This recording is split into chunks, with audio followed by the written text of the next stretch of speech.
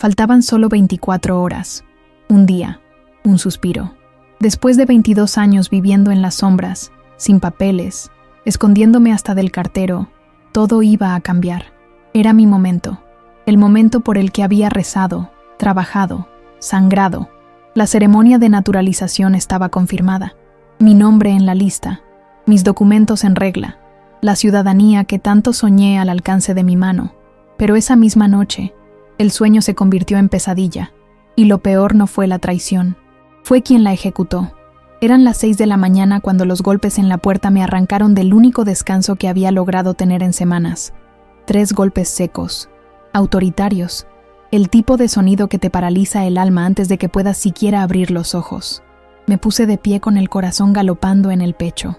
La casa estaba en silencio, excepto por el zumbido del refrigerador y el eco de los golpes que resonaban en mis huesos. Cuando abrí la puerta, vi los uniformes. 3 agentes federales. Hice. Su mirada era fría, mecánica, como si yo ya no fuera una persona, como si nunca lo hubiera sido. Señora Elena Morales, tenemos una orden. Está detenida por violación de las leyes migratorias. Por un momento, todo dejó de tener sonido. Solo veía sus labios moverse y sus manos extendiendo el documento frente a mí. No entendía nada. Mi entrevista era al día siguiente. Mi caso había sido aprobado. Tenía el número de confirmación, las cartas de Lucis, el historial limpio. Entonces, ¿por qué? ¿Por qué ahora? ¿Por qué así? Me esposaron, frente a mis vecinos, frente a las paredes que pinté con mis propias manos, frente a la Virgen que colgaba sobre la puerta de entrada. Los agentes sabían todo. Mi número de caso, la dirección exacta, la hora de la entrevista, mis datos bancarios. Cada detalle estaba en esa carpeta. Cada página era una daga clavada con precisión. Y entonces lo supe. No era un error. No era una redada al azar. Era personal. Alguien que conocía mi historia. Alguien que tenía acceso. Solo una persona encajaba en ese perfil. Mi hija. La misma niña que cargué sola durante 9 meses. A la que alimenté con arroz blanco cuando no había nada más. A la que vestí con ropa donada y llevé al médico caminando kilómetros bajo el sol, porque no teníamos carro ni seguro. Esa niña se había convertido en mujer. Una mujer que, un día antes del momento más importante de mi vida, eligió entregarme. En el trayecto hacia el centro de detención, cada semáforo parecía durar una eternidad. Miraba por la ventana del vehículo con lágrimas silenciosas. Las calles que había caminado durante años como sombra, ahora se volvían territorio hostil. El supermercado donde compraba arroz en oferta. La iglesia donde encendía velas por un futuro mejor. El parque donde celebré el primer cumpleaños de mi hija. Todo me observaba como si supiera lo que acababa de pasar. Como si esas calles fueran cómplices de su traición. Cuando llegamos, lo primero que sentí fue el frío. No solo de las instalaciones, sino del ambiente, de las miradas vacías, del protocolo que transformaba a cada ser humano en un número. Me registraron, me quitaron mis pertenencias, me hicieron quitarme los zapatos, el suéter, el cinturón, me hicieron desnudarme frente a una desconocida, me dieron una manta delgada, una identificación y una celda. Y entonces, la pregunta me golpeó con la fuerza de 1000 tormentas. ¿Por qué? ¿Qué hice tan mal para merecer esto? ¿Por qué mi propia hija? ¿Por qué ella? Mi nombre es Elena Morales. Tengo 51 años y nací en un pequeño pueblo del estado de Puebla, México. Hoy estoy aquí, detenida, vestida con un uniforme anaranjado que no me pertenece, contando los minutos desde una celda que huele a desinfectante y desesperanza. Pero durante más de 2 décadas, fui otra cosa. Fui invisible, fui útil, fui madre. Llegué a Estados Unidos cruzando la frontera en la parte trasera de una camioneta oxidada, con más miedo que equipaje. No hablaba inglés, no conocía a nadie. Solo tenía una dirección escrita en un papel arrugado, el nombre de una mujer que me iba a recibir por unos días y un sueño que no me atrevía ni a decir en voz alta: construir una vida para mi hija, aunque ella aún no existiera. A los 29 años me convertí en madre soltera. El padre de mi hija desapareció cuando supo del embarazo. Nunca volvió a llamar, nunca preguntó, nunca envió nada. Y entonces entendí que todo dependería de mí. Me convertí en una máquina de resistir. Empecé limpiando casas desde el amanecer hasta la noche, casas de lujo, con alfombras que costaban más que todo lo que yo había poseído en la vida.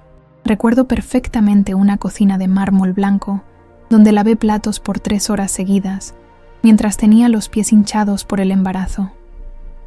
Nadie sabía que estaba embarazada.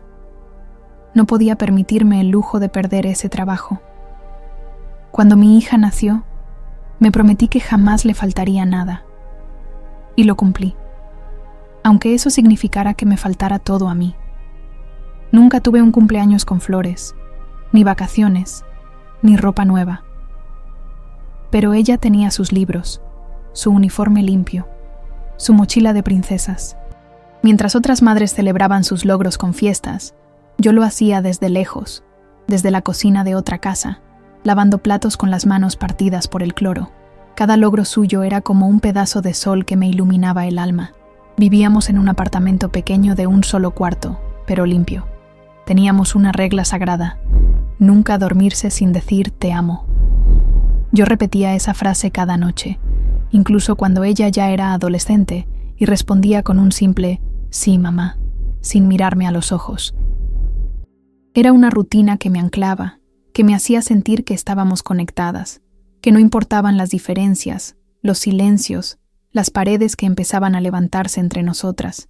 Elena Morales, la mujer que ahora duerme en una litera con otras 2 detenidas, era la misma que preparaba el desayuno a las 5 de la mañana y luego tomaba 2 autobuses para llegar a su primer trabajo del día, que planchaba camisas ajenas mientras su hija hacía la tarea en una mesa prestada, que se quedaba dormida con los zapatos puestos, solo para levantarse otra vez y seguir. Nunca me consideré víctima, ni heroína, solo madre. Ahora, en esta celda sin ventanas, con una manta que no abriga y una incertidumbre que duele más que cualquier frío, me pregunto cómo se rompe algo que parecía tan fuerte. ¿En qué momento se perdió mi niña? ¿Fue en la adolescencia, cuando dejó de contarme sus cosas? ¿Fue cuando me pidió privacidad y empezó a llamarme obsesiva? ¿O fue mucho antes, cuando me dediqué tanto a sobrevivir, que no vi que ella necesitaba algo más que comida y techo? No tengo respuestas, solo imágenes, recuerdos. La primera vez que se cayó de la bicicleta y corrió a mis brazos llorando. El vestido blanco de su graduación, que cosí a mano durante noches enteras. Sus ojos brillando cuando le compré su primer celular, aunque tuve que limpiar un garaje infestado de ratas para apagarlo. ¿Dónde quedaron esos momentos? ¿Por qué no valieron más que un papel con mi nombre y una denuncia firmada por ella? A veces, en este silencio que retumba, me sorprendo susurrando su nombre, como si aún fuera esa niña que necesitaba mis brazos para dormir, como si aún existiera un lazo, pero el eco no responde, y todo lo que queda es este vacío. Recuerdo la primera vez que mi hija se enfermó. Tenía apenas 3 años, fiebre tan alta que la piel le ardía al tacto. No tenía seguro, no podía llevarla al hospital. En esa época, dormíamos en un sofá que alguien había dejado abandonado en la acera. Lo arrastré hasta nuestro pequeño apartamento porque no teníamos cama. Esa noche, mientras su cuerpo temblaba y su respiración era irregular, me senté a su lado con toallas mojadas en agua fría, rezando a la Virgen en voz baja para que no me la quitara. No dormí, no comí, solo supliqué en silencio que viviera. Al amanecer, la fiebre bajó, y yo, derrotada pero agradecida, fui directo a limpiar casas sin haber pegado un ojo. Mi vida entera giraba alrededor de ella. No conocía otro propósito. Nunca fui a una cita, nunca salí con amigas, nunca me compré nada que no fuera absolutamente necesario. Mis días se dividían entre lavar, planchar, cocinar y correr entre empleos que me pagaban por debajo del salario mínimo. Pero cada centavo, cada sacrificio, cada lágrima valía la pena con solo ver su sonrisa. La ropa de ella era siempre la mejor que podía conseguir. Aunque la mía estuviera vieja y remendada, su uniforme escolar estaba impecable. Recuerdo una vez, cuando tenía 7 años, que le prometí una mochila de princesas que ella había visto en la vitrina de una tienda. Costaba $29. Me tomó 2 meses reunir el dinero, guardando monedas en una lata escondida en el armario. Cuando finalmente se la di, me abrazó con tanta fuerza que olvidé cada noche sin cena, cada día sin descanso. Cada año escolar era un nuevo reto. Los útiles, los zapatos, las excursiones. Yo hacía cuentas, sacrificaba cosas, trabajaba más, aceptaba limpiar garajes, sótanos, lo que fuera. Jamás permití que mi hija sintiera que le faltaba algo. Para ella, Yo quería el mundo. Y si no podía dárselo, haría todo lo posible para construirlo con mis propias manos. Y sin embargo, a pesar de todo, había señales que yo no quise ver. Pequeñas grietas en la relación, palabras cortantes, miradas distantes. A los 13 años, empezó a cambiar. Me decía que no quería que la llevara a la escuela porque sus amigas se burlaban de mi acento. Una vez me pidió que no hablara en español frente a sus compañeros. Otra vez, tiró mi lonchera casera a la basura y me dijo que prefería comprar comida como los demás. Pensé que era normal, que era parte de crecer, que en el fondo seguía siendo mi hija. Cuando cumplió 15, le organizamos una pequeña fiesta con lo poco que pude reunir. Una vecina prestó sillas, otra cocinó arroz, y una señora que limpiaba conmigo trajo un pastel. Yo le regalé un anillo de plata, que había mandado grabar con nuestras iniciales. Ella lo abrió, lo miró y dijo gracias con voz seca. Nunca se lo vi puesto. A los 17, se enamoró de un muchacho que nunca me dio buena espina. Tenía carro, ropa de marca, hablaba rápido y apenas me saludaba. Ella se volvió más distante, más fría, empezó a faltar a la escuela, a dormir fuera, a ignorar mis llamadas. Un día simplemente me dijo que se mudaría con él. No me pidió permiso, solo informó. Esa noche lloré hasta quedarme sin voz. Le dejé comida en una bolsa, le entregué dinero que había guardado para una emergencia y le di un abrazo que ella apenas respondió. Pasaron semanas sin que me llamara. Cuando por fin lo hizo, fue para preguntarme si aún pensaba dejarle la casa en el testamento. Sentí un vacío que no supe cómo explicar. Mi hija, la misma que había sido mi razón para todo, hablaba conmigo como si ya no quedara nada, como si yo fuera una figura distante, una obligación. Intenté reconectarme con ella muchas veces. Le escribía mensajes, le preguntaba si quería cenar juntas, si necesitaba algo. A veces respondía, la mayoría no. Cuando venía a visitarme, lo hacía con prisa, como si cada minuto a mi lado fuera un peso. Su mirada era otra. Ya no había ternura, había juicio, había vergüenza. Una vez, mientras tomábamos café en silencio, me dijo, «Tú no entiendes cómo funcionan las cosas aquí. Eres demasiado conformista, como si mis años de trabajo, mis heridas, mis callos, fueran poca cosa». A los 20, ya hablaba como una extraña. Defendía ideas que me dolían, como cuando dijo que había muchos inmigrantes que solo venían a aprovecharse del sistema, que si alguien no tenía papeles, era por no haber hecho las cosas bien. Esa frase me atravesó. Yo, que había hecho todo lo posible, lo imposible, para mantenernos. Yo, que pagaba impuestos, que nunca cometí un delito, que trabajaba más que muchos ciudadanos. Era ella quien ahora me señalaba. Mi hija, la misma que me debía la vida. La última vez que hablamos antes de mi detención, le conté con emoción que mi ciudadanía estaba casi lista, que solo faltaba la entrevista final, que pronto tendría ese pedazo de papel que validaba todos mis años de lucha. Ella me miró sin emoción, dijo, «Qué bueno», y volvió a mirar su celular. Yo sentí una punzada, pero no dije nada. Me aferré a la esperanza de que algún día volvería a ser la niña que me abrazaba fuerte cuando tenía miedo. Nunca imaginé que mientras yo preparaba mi carpeta con documentos, mientras planchaba la ropa que usaría para ese gran día, mientras rezaba agradecida por lo que estaba por venir, ella estaba preparando otra cosa. Una llamada, una denuncia, una traición tan cruel que me arrancó el alma. Y aún me pregunto, ¿en qué momento mi amor dejó de ser suficiente para ella? Siempre tuve miedo. Miedo de no despertarme a tiempo, de que me despidieran sin previo aviso, de que alguien hiciera una llamada equivocada, de que me pidieran documentos en una parada cualquiera. Viví 2 décadas caminando con cuidado, agachando la cabeza, hablando poco, tratando de pasar desapercibida, pero aún así, nunca dejé de soñar. Mi sueño era pequeño para muchos, pero inmenso para mí, ser ciudadana, poder tener un número real, un nombre sin miedo, una dirección sin temblor en el estómago, caminar tranquila, votar, viajar a México sin arriesgarlo todo, regresar, tal vez, con la frente en alto, y sobre todo, darle a mi hija la certeza de que su madre no era una sombra, sino una mujer completa, con derechos. Ese sueño me acompañaba cada mañana cuando salía de casa antes del amanecer. Me repetía en silencio que un día todo valdría la pena. Me aferraba a esa meta como se aferra un náufrago a un pedazo de madera en mar abierto. Y cuando llegó la oportunidad de regularizar mi situación, no dudé. Me inscribí en cada programa, reuní cada documento, asistí a todas las citas, pagué tasas que me obligaron a comer menos, a trabajar más, a posponer necesidades urgentes.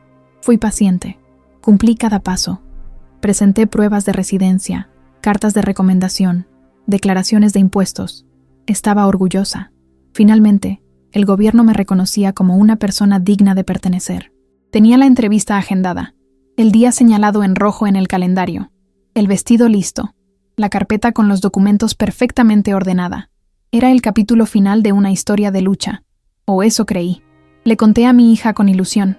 Le dije que después de tantos años, por fin podría decir soy estadounidense, sin miedo, que por fin tendría un seguro médico, una cuenta bancaria a mi nombre, la posibilidad de construir algo más. Esperaba un abrazo, una sonrisa, una lágrima, pero lo único que recibí fue un silencio incómodo. Luego, una frase que aún me retumba. ¿Y qué vas a hacer con la casa? No entendí en ese momento. Pensé que era una pregunta práctica, tal vez curiosidad, pero no era eso. Ella ya estaba mirando más allá, planeando, calculando. El día anterior a la entrevista no dormí. Releí cada documento. Verifiqué 1000 veces la dirección de la oficina. Practiqué mis respuestas. Me miré al espejo e imaginé cómo sería entrar por esa puerta con paso firme. Me sentía emocionada, nerviosa, viva. Pero esa madrugada, los golpes en la puerta cambiaron todo. Cuando me detuvieron, una parte de mí se negó a aceptar que fuera real. Pensé que era un error, una confusión. Intenté explicar que tenía cita con inmigración al día siguiente, que había hecho todo correctamente. Les mostré mi carpeta. Uno de los agentes apenas la hojeó y dijo: «Lo sentimos. Su caso ha sido marcado como priorizado. Denuncia directa. Información verificada. Denuncia». Esa palabra fue como un disparo. Alguien me había señalado. Alguien que conocía cada detalle de mi proceso. Alguien que sabía que esa entrevista era mi puerta de salida del infierno. Solo una persona encajaba. Mientras me llevaban, traté de convencerme de que no era posible. Que mi hija no sería capaz. Que tal vez había sido alguien más. Un vecino, una compañera de trabajo con rencor. Pero por dentro, lo sabía. Lo había sentido en su mirada distante, en su voz vacía, en esa pregunta sobre la casa. Cuando llegamos al centro de detención, ya no me quedaban lágrimas. Me sentía anestesiada, flotando en una realidad que no comprendía. Me hicieron pasar por una revisión corporal que me humilló hasta los huesos.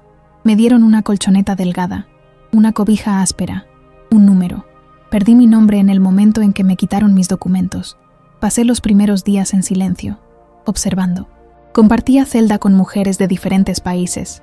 Todas teníamos en común el miedo, la desesperanza, el dolor de haber sido separadas de nuestras familias. Escuché historias de mujeres que habían sido detenidas en la escuela de sus hijos, otras que fueron traicionadas por sus maridos, una que fue entregada por su propio hermano, pero nadie había sido entregada por su hija. Cada noche, mientras intentaba dormir con los gritos de fondo, repasaba mi vida. ¿Dónde me equivoqué? ¿Qué hice mal? ¿Qué más pude haber dado? Había entregado todo, hasta mi futuro, mi juventud, mi cuerpo, mi salud. Un día me llamaron a la sala de correspondencia. Había llegado una carta para mí. No tenía remitente, pero reconocí la letra al instante. Era de ella. Temblando, la abrí. Eran solo 3 líneas. No esperes que te entienda. Viviste como ilegal, actuaste como ilegal. Solo hice lo que tenía que hacer. Leí esas palabras una y otra vez, como si cada vez que las leía pudieran significar otra cosa. Pero no, era lo que era. Una sentencia, una ejecución. Mi hija no solo me había entregado, me había juzgado, me había condenado. Y entonces supe que ya no quedaba nada, ni siquiera el consuelo de la duda. Solo quedaba sobrevivir. La noche era un agujero sin fin. Dentro de ese centro de detención, el tiempo no pasaba. Se estancaba, se descomponía como la comida que servían en las bandejas de plástico. Las luces nunca se apagaban del todo. Había un zumbido constante en las paredes. El aire estaba impregnado de sudor, angustia, metal. El olor a desinfectante no alcanzaba para cubrir el hedor de la desesperanza. Y yo dormía con los ojos abiertos, como animal acorralado. Cada sombra me parecía una amenaza. Cada voz, un juicio. Cada oficial, una sentencia. Compartía celda con 3 mujeres. Una hondureña que lloraba cada vez que nombraba a sus hijos. Una guatemalteca que había sido violada cruzando la frontera y ahora tenía miedo hasta de respirar. Y una mexicana de Michoacán que llevaba 6 meses esperando una audiencia que nunca llegaba. Todas teníamos algo en común. La incertidumbre nos mordía el alma. No sabíamos si íbamos a salir, cuándo, ni cómo. Nadie nos daba respuestas. Solo papeles que no entendíamos y promesas vacías. En medio de esa oscuridad mental, empecé a recordar. No para consolarme, sino porque la mente, cuando no tiene a dónde ir, se aferra al pasado como último refugio. Recordaba la infancia de mi hija, su primera palabra, su risa cuando jugábamos en el parque, cómo se acurrucaba en mi pecho cuando tenía pesadillas. Cada recuerdo me dolía como si me arrancaran la piel. ¿Cómo se borra eso? ¿Cómo se transforma esa conexión sagrada entre madre e hija en veneno? Una madrugada, mientras me sentaba con los pies descalzos en el suelo frío, me llegó un pensamiento que me heló por dentro. ¿Y si siempre estuvo allí ese resentimiento? ¿Y si nunca fue amor verdadero? ¿Y si yo fui la única que creía en algo que solo existía en mi cabeza? No quise pensar más. Cerré los ojos, respiré hondo, me repetí que debía resistir. Pero fue justo entonces cuando el sistema decidió patearme aún más fuerte. Una oficial se acercó con un sobre en la mano. Elena Morales, dijo. Carta oficial. En ese lugar, recibir una carta podía significar muchas cosas. Aceleré el paso. Me senté en el rincón del comedor y abrí el sobre con dedos temblorosos. Era un aviso de congelamiento, una notificación bancaria. Informaban que mi cuenta había sido intervenida por solicitud de un abogado externo. Argumentaban que existía una disputa de herencia, como si yo ya estuviera muerta.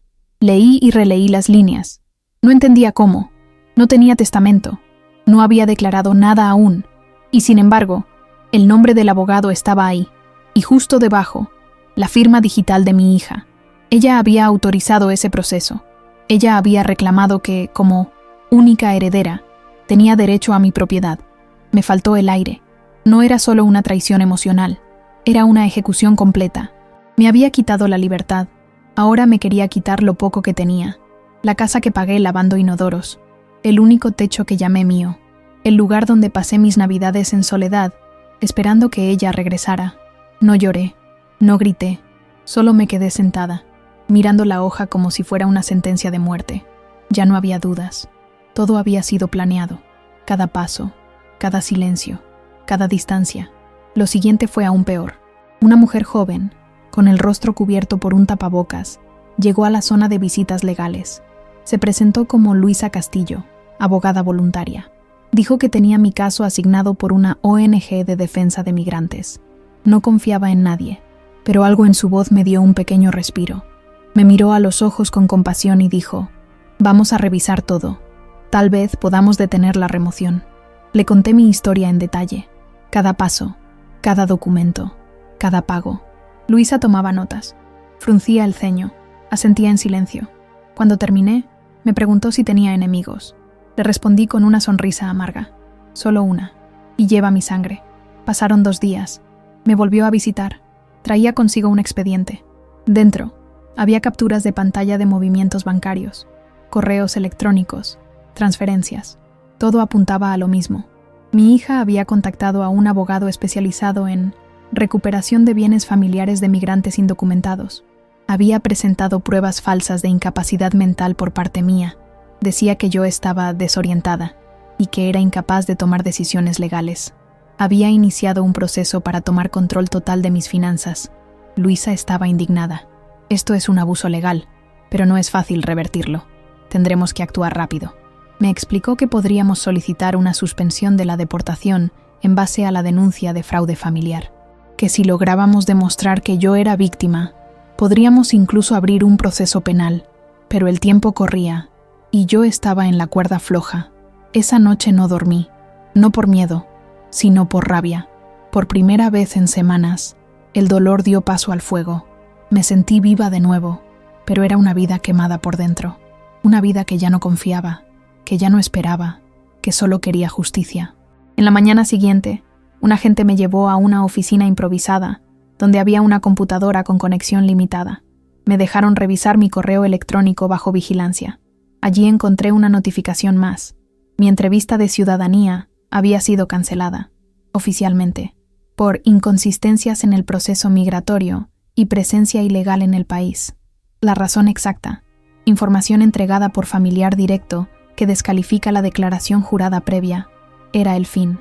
Y sin embargo, algo en mí se negó a aceptarlo, porque aunque me hubieran quitado la libertad, el hogar, la confianza y hasta el futuro, aún me quedaba una cosa: la verdad.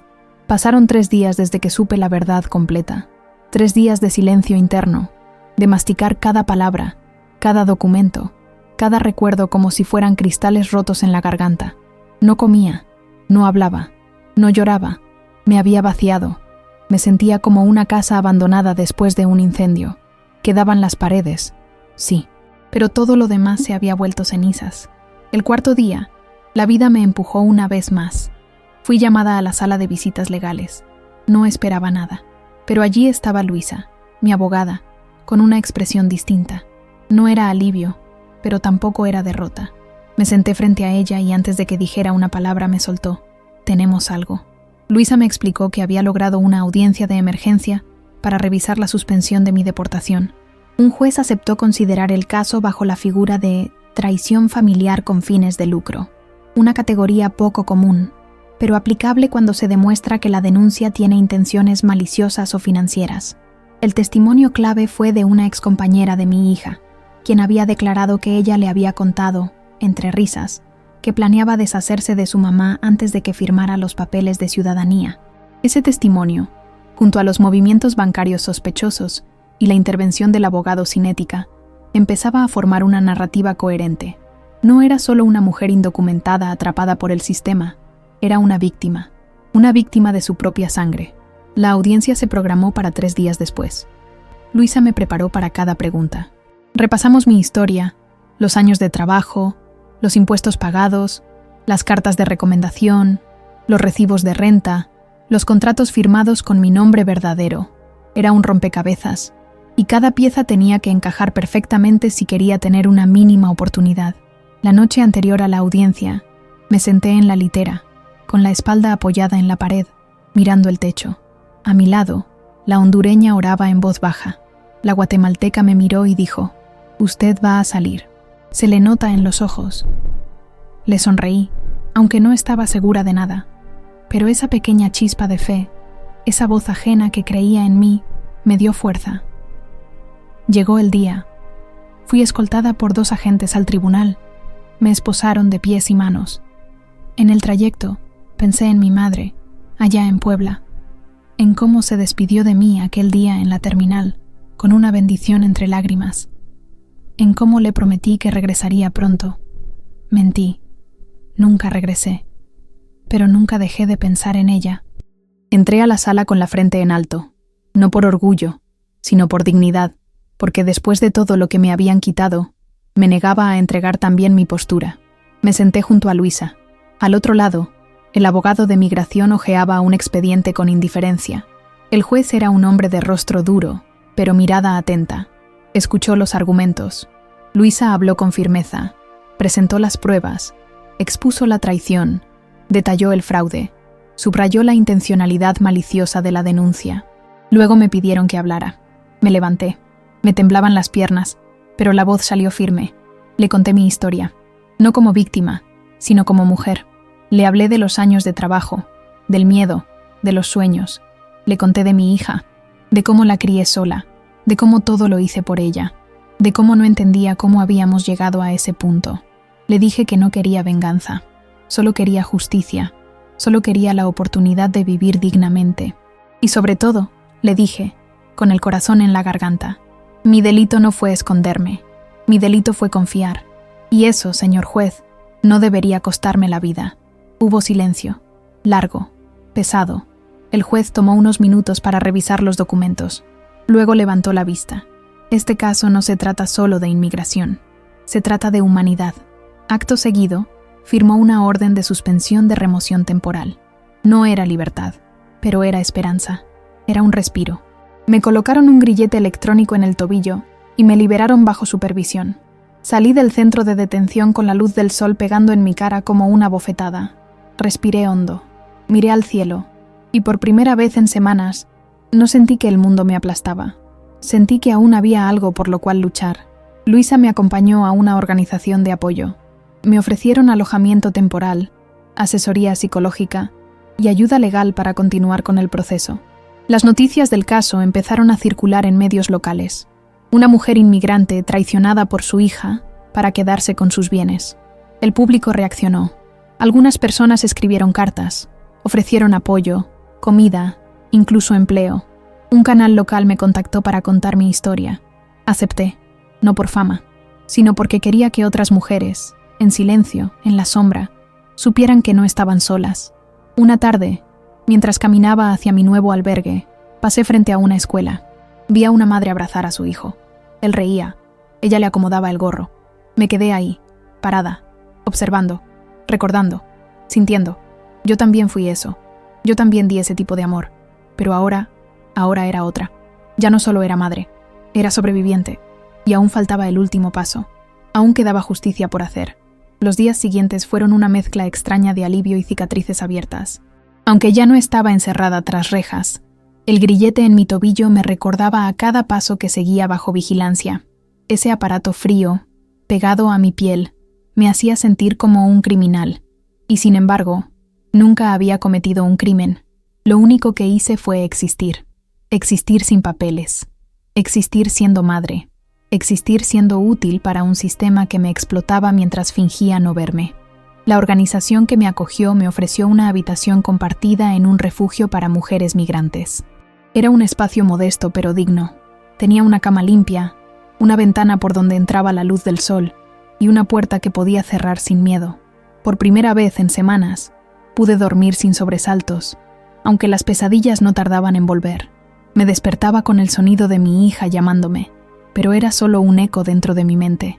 A veces soñaba con ella de niña, con sus trenzas, con su risa, con sus dibujos pegados en la nevera.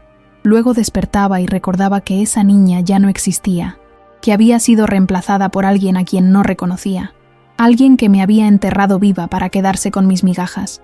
La psicóloga del refugio me recibió con dulzura.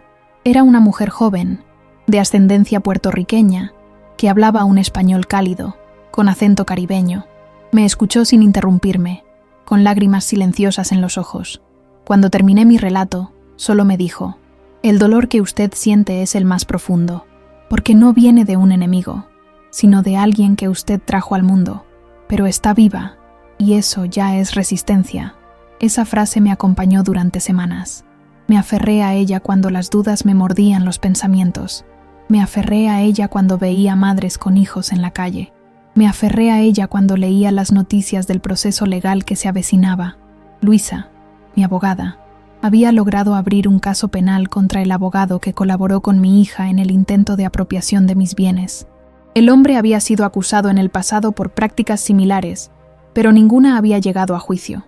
Esta vez, con las pruebas obtenidas y los testimonios recopilados, había una oportunidad real de exponerlo. La organización también me ofreció ayuda para reiniciar mi proceso de ciudadanía. No era simple. La denuncia falsa de mi hija había puesto todo en pausa, y era necesario limpiar mi expediente, demostrar que fui víctima y volver a aplicar desde cero. Era un camino largo, incierto, pero ya no lo caminaba sola. Durante ese tiempo, muchas personas se acercaron a mí, mujeres mayores que también habían sido traicionadas por sus hijos, migrantes que vivían con miedo, sin saber a quién acudir, jóvenes que lloraban al escuchar mi historia y decían: «Yo también me alejé de mi madre, pero no quiero perderla como tú». El impacto de mi caso en la comunidad fue profundo, no porque fuera único, sino porque nadie hablaba de estas heridas, porque el dolor entre madres e hijos migrantes era un tabú. Se suponía que las madres debían ser eternas, fuertes, sacrificadas, y los hijos, agradecidos, pero la realidad era otra, más cruda, más humana. Un día, mientras organizaba mis papeles en el refugio, recibí una notificación en el correo. Era una citación judicial, no por mi proceso migratorio, sino por el caso contra mi hija. Ella había sido notificada de una demanda por fraude y abuso de confianza. Al principio, dudé. No quería lastimarla más, pero luego entendí que no era venganza, era protección, justicia y también un mensaje para otras madres en mi situación. Fui al tribunal con el corazón latiendo fuerte. No sabía si ella aparecería, pero sí, llegó. Y cuando la vi entrar, sentí que el mundo se detenía. Ya no era mi hija, era una mujer fría, vestida de forma impecable, acompañada por un nuevo abogado. No me miró, no saludó, solo se sentó y esperó. El juez pidió silencio y comenzó la sesión. Se leyeron los cargos, se presentaron las pruebas, las grabaciones, los correos, los testimonios. Yo me mantuve en silencio, con las manos entrelazadas, mirando al piso. No quería verla, no podía. Cuando llegó el momento de mi declaración, me levanté, respiré hondo y hablé. No estoy aquí por rencor, estoy aquí porque si no lo hago, nadie lo hará por mujeres como yo. Porque durante 22 años di todo por mi hija. Todo. Y nunca pedí nada a cambio. Pero el amor no puede ser usado como arma. El amor no se devuelve con destrucción. El juez escuchó. El abogado defensor intentó desestimar el caso alegando que eran problemas familiares malinterpretados. Pero la evidencia era contundente. Al final de la sesión, el juez ordenó abrir una investigación formal. Mi hija no fue arrestada, pero quedó bajo investigación penal. Su acceso a mis bienes fue revocado. Y por primera vez, la justicia empezaba a equilibrar la balanza. Esa noche regresé al refugio y me senté junto a la ventana. Miré las luces de la ciudad y pensé en todas las mujeres que, como yo, habían sido abandonadas, traicionadas, rotas. Y sin embargo, seguían de pie. Porque eso hacemos las mujeres. Nos rompen, pero no desaparecemos. Nos reconstruimos. Aunque sea con las manos desnudas, aunque duela, aunque lo único que nos quede sea la dignidad. El proceso judicial avanzaba lento, como todo en este país cuando se trata de justicia para los invisibles. Pero algo en mí ya había cambiado. No era la misma mujer que entró esposada en ese centro de detención semanas atrás. Esa Elena quedó atrás. La que ahora despertaba cada mañana en el refugio no solo respiraba con más fuerza, respiraba con sentido, porque después de que te arrancan todo, incluso el amor de un hijo, lo que te queda es la certeza de que aún existes. Y eso puede ser el principio de todo. La vida en el refugio me enseñó cosas que no había aprendido ni en 2 décadas de trabajo. Compartía espacio con otras mujeres que venían de países distintos, con historias tan crueles como la mía. Una de ellas había escapado de un matrimonio forzado en Sudán. Otra había sido abandonada en la frontera con su bebé recién nacido. Todas teníamos una herida abierta, pero nos curábamos juntas, sin juzgarnos. Por primera vez, me sentí escuchada, vista, participaba en talleres, escribía cartas a otras madres detenidas, daba testimonio en grupos de apoyo. Hablar de mi historia ya no era solo un desahogo, era un acto político. Era una forma de decir que existimos, que merecemos respeto, que el silencio nunca debe ser la única opción. Cada palabra que decía frente a esas mujeres me sanaba un poco más. Y a veces, cuando una de ellas lloraba al escucharme, yo también me rompía, pero ya no con dolor, con empatía. Un día, la psicóloga del refugio me dijo que había alguien que quería verme. Era una mujer mayor, de pelo gris recogido en un moño apretado, con ojos tristes pero firmes. Se presentó como Teresa. Soy la madre de una mujer que, como tu hija, también me traicionó, me dijo. Nos sentamos en el patio, bajo un árbol que apenas daba sombra. Ella me contó su historia, diferente, pero igual en esencia. Su hija la había abandonado en un asilo después de quedarse con su casa. Nunca volvió, me dijo, pero aprendí que hay vida después del abandono, que a veces lo que una parió no te pertenece, y eso también hay que soltarlo. Esa frase se me clavó, porque hasta ese momento yo seguía preguntándome en qué fallé, qué palabra no dije, ¿Qué gesto no hice? ¿Qué abrazo me faltó? Pero tal vez la respuesta no estaba en mí. Tal vez algunas personas simplemente eligen el poder, el dinero, la comodidad, incluso por encima del amor, incluso por encima de la sangre. Volví a pensar en mi madre, en sus cartas escritas a mano, en las veces que me decía: «Cuídate mucho, mija, no dejes que te usen». Ella siempre tuvo miedo de que me pasara algo así, y aún así, me dejó partir, con una bendición envuelta en lágrimas. Yo también había dejado ir a mi hija, pero no con una bendición, con una promesa, que haría todo por protegerla. Ahora me tocaba protegerme a mí. Luisa me informó que la reactivación de mi proceso migratorio había sido aprobada de forma provisional. Eso significaba que podía comenzar nuevamente los trámites para la ciudadanía, pero bajo una categoría especial: sobreviviente de abuso y fraude. Era un camino largo, lleno de obstáculos, pero era más de lo que pensé que tendría. Y por primera vez, me permití creer que tal vez, solo tal vez, podría lograrlo.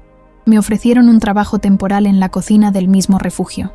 Volver a trabajar, aunque fuera por unas horas al día, me dio dignidad. Cortar vegetales, preparar arroz, servir comida caliente a otras mujeres como yo. Era poco, pero era todo.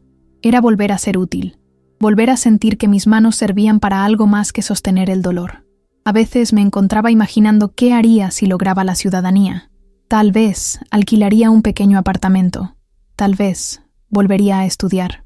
Siempre quise aprender inglés de verdad, no solo las frases necesarias para limpiar casas o entender a un patrón. Soñaba con abrir un pequeño negocio de comida mexicana, con vender tamales como los que hacía mi madre, con una vitrina donde las personas entraran no solo por el sabor, sino por la historia que llevaba cada receta. Una tarde, una joven del refugio me pidió ayuda para escribir una carta en español. Era para su hijo, que había dejado en El Salvador. Mientras la ayudaba a redactar, sentí un nudo en la garganta, porque no era solo su carta, era también la mía, la carta que nunca pude escribir, las palabras que nunca dije. Esa noche, tomé un cuaderno y escribí una carta a mi hija, no para enviarla, solo para sacarla de mi pecho. Querida hija, no sé en qué momento dejaste de mirarme como madre, no sé cuándo empecé a ser una carga para ti, pero quiero que sepas que todo lo que hice fue por amor. No fue perfecto, tal vez ni siquiera suficiente, pero fue real. Te perdono, no porque lo merezcas, sino porque no quiero seguir cargando este dolor. Y te libero, porque ya no quiero vivir atada a lo que no fue. Yo sigo, yo respiro, yo sobrevivo, y eso es suficiente. Doblé la carta y la guardé en el fondo de mi mochila. No sé si algún día la leerá, no sé si me volverá a buscar, pero eso ya no es mi responsabilidad. Ahora el camino es mío, y por primera vez, después de tanto tiempo, lo camino sin miedo. El paso del tiempo comenzó a curarme, no de golpe, sino en pequeñas grietas por donde se colaba la luz. Había días en los que el simple sonido de una canción me hacía quebrarme en lágrimas silenciosas. Otros días, lograba reír con las compañeras del refugio mientras cocinábamos juntas. La vida empezaba a tener sabor otra vez, aunque con un dejo de amargura inevitable. Pero no era la amargura de la derrota, era la de alguien que ha probado lo más ácido del alma y aún así encuentra espacio para una pizca de esperanza. Una mañana de otoño, mientras barría las hojas del patio del refugio, recibí una llamada. Era Luisa. Su voz tenía una emoción contenida, como si no quisiera adelantarse. Me pidió que me sentara. Me dijo que había buenas noticias. El juez del caso contra mi hija había autorizado una orden de alejamiento y, lo más importante, había aceptado que mi testimonio y las pruebas fueran suficientes para reactivar mi proceso de ciudadanía sin tener que comenzar desde cero. Era algo casi imposible. Un milagro burocrático, pero había ocurrido. No pude contener el llanto. Me cubrí la boca con las manos mientras las lágrimas caían. Las otras mujeres del refugio se acercaron. No sabían qué pasaba, pero entendieron que algo grande se había movido. Me abrazaron en círculo. Por unos minutos, fui una niña sostenida por una red invisible de otras mujeres rotas, pero fuertes, como yo. A partir de ahí, todo tomó otro ritmo. Fui llamada a una nueva cita con inmigración. Esta vez, no fui sola. Fui con Luisa, con una trabajadora social del refugio, y con una carpeta de documentos reforzada con cartas de apoyo, evidencias y sobre todo, con verdad. La entrevista fue larga. El oficial me preguntó todo: fechas, trabajos, direcciones. Quiso saber por qué no había denunciado antes el abuso. Le expliqué que el abuso no siempre viene con golpes, que a veces se disfraza de familia, de obligación, de silencio. Le hablé de mis años lavando ropa ajena, de cómo viví sin robar, sin dañar, solo soñando con ser parte. Le mostré mi archivo con más de 20 años de impuestos pagados, cartas de antiguos empleadores, incluso dibujos que mi hija me había hecho cuando niña, pequeños corazones con mi nombre escrito en crayón. Cuando salí de esa oficina, no sabía si había sido suficiente, pero por dentro sentí que había dicho todo. No había más que esconder, no había vergüenza, solo verdad. Una semana después, Luisa me llamó de nuevo. Esta vez, su voz no contenía emoción. La dejaba salir. Fuiste aprobada. No entendí al principio. Me lo repitió. Elena, fuiste aprobada. Serás ciudadana, oficialmente. El mundo se detuvo. Sentí que todo el oxígeno del cuarto se comprimía en mis pulmones. Cerré los ojos y vi a la Elena de 22 años cruzando la frontera con miedo y hambre. Vi a la Elena que dormía en el piso de una bodega. Vi a la Elena que lloraba en silencio mientras su hija dormía. Vi a todas esas versiones de mí y por primera vez sentí que todas ellas estaban siendo reconocidas. Mi ceremonia de ciudadanía fue modesta, como todo en mi vida. Compartí sala con otras 10 personas, cada uno con una historia marcada por el dolor, pero también por la resiliencia. Nos entregaron una pequeña bandera. Nos pidieron que levantáramos la mano derecha. Repetí las palabras con un nudo en la garganta. Y cuando terminé, no grité, no aplaudí. Solo cerré los ojos y lloré. Lloré por todo lo que había perdido y por todo lo que, finalmente, había ganado. Después de la ceremonia, salí del edificio y caminé sin rumbo fijo. Me sentía liviana. No por el pedazo de papel que llevaba en la mano, sino porque ya no era una sombra. Ya no tenía que esconderme. Podía existir, podía nombrarme, podía incluso volver a empezar. En las semanas siguientes, muchas cosas cambiaron. La organización me ayudó a encontrar un pequeño departamento en las afueras. Una iglesia local me ofreció un puesto como ayudante en su cocina comunitaria. Era un trabajo simple, pero para mí era un regalo. Empecé a construir una vida desde cero, sin lujos, pero mía. Cada mañana, abría la ventana y respiraba el aire frío con gratitud. Cada noche, encendía una vela por todas las mujeres que aún esperaban, que aún temblaban, que aún estaban en silencio. Y un día, mientras organizaba mis papeles, encontré la carta que había escrito para mi hija. La leí una vez más. Y sin pensarlo, la rompí en pedazos, no por odio, sino porque ya no la necesitaba, porque ya no vivía atada a su traición, porque ahora vivía atada a mí misma, a mi nueva vida, a mi libertad. Esa fue la primera palabra que salió de mis labios la mañana en que me desperté en mi nuevo hogar. No había ruidos de llaves girando en puertas frías, no había miedo escondido bajo la cama, no había un grillete en mi tobillo, ni papeles que me condenaban por existir. Solo había sol entrando por la ventana, una cama tibia y paz, esa paz que durante tantos años creí que no merecía. Mi pequeño departamento tenía apenas 2 habitaciones, una cocina sencilla y una mesita que había comprado de segunda mano, pero para mí era un castillo. Cada rincón estaba lleno de esperanza. En una pared colgué una fotografía mía, de cuando era joven, con un vestido de flores que mi madre me cosió a mano. En otra, pegué una tarjeta que me había regalado una de las mujeres del refugio, donde decía: «Tú no eres lo que perdiste, eres lo que decidiste seguir siendo». Con el pasar de los días, comencé a reconstruir no solo mi entorno, sino también a mí misma. Me inscribí en clases de inglés en la biblioteca local. Empecé a caminar por el parque cada mañana. Fui aprendiendo, poco a poco, a confiar en la vida otra vez. Ya no como alguien que espera algo de los demás, sino como alguien que finalmente se eligió a sí misma. En la cocina comunitaria donde trabajo, ahora enseño a otras mujeres a preparar platillos tradicionales, tamales, sopas, guisos. A veces, mientras mezclamos los ingredientes, compartimos historias de dolor, sí, pero también de resistencia, de amor propio, de renacer. Muchas de esas mujeres me miran y dicen: «Elena, ¿cómo lograste perdonar? Y yo les respondo, no fue de un día para otro, no fue fácil, y tampoco fue para ella, fue para mí, porque no quería que su traición fuera el final de mi historia, porque merezco vivir libre, incluso del odio. Una tarde, una niña que venía con su madre a recibir alimentos se me acercó. Me trajo una flor de papel que había hecho en la escuela. Dijo, es para ti, porque mi mamá dice que eres fuerte. La abracé sin poder contener el llanto, porque en esos pequeños gestos entendí que mi historia ya no era solo mía. Se había convertido en un puente, un faro, una llama encendida para que otras no se pierdan en la oscuridad. Hoy, al mirar hacia atrás, no veo solo los años perdidos. Veo el trayecto. Veo a la mujer que cruzó una frontera con miedo, que limpió casas mientras soñaba en silencio, que fue traicionada por su propia hija y que aún así eligió levantarse. No sé si algún día volveré a verla. No sé si algún día pedirá perdón, pero ya no espero eso, porque entendí que no necesito reconciliación para cerrar este capítulo. Lo que necesito, y ya tengo, es dignidad, y eso nadie podrá volver a quitarme. Ahora, camino con la frente en alto, no como víctima, sino como sobreviviente, como ciudadana, como mujer. Gracias por haber llegado hasta aquí conmigo. Si esta historia tocó tu corazón, si alguna parte de ti se sintió reflejada en mis palabras, te invito a hacer algo muy simple pero poderoso. Suscribirte al canal. Aquí contamos historias que no se gritan, pero que necesitan ser escuchadas.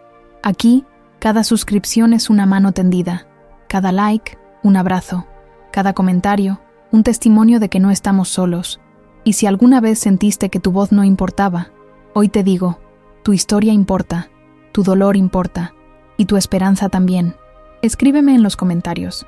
Yo también merezco ser libre, porque sí, lo mereces. Y ahora, te dejo con el siguiente video que ya está en pantalla. Otra historia real, otra vida que también merece ser contada, porque mientras una sola de nosotras siga resistiendo, la lucha continúa. Gracias por ser parte de esta comunidad. Gracias por escucharme. Hasta el próximo video.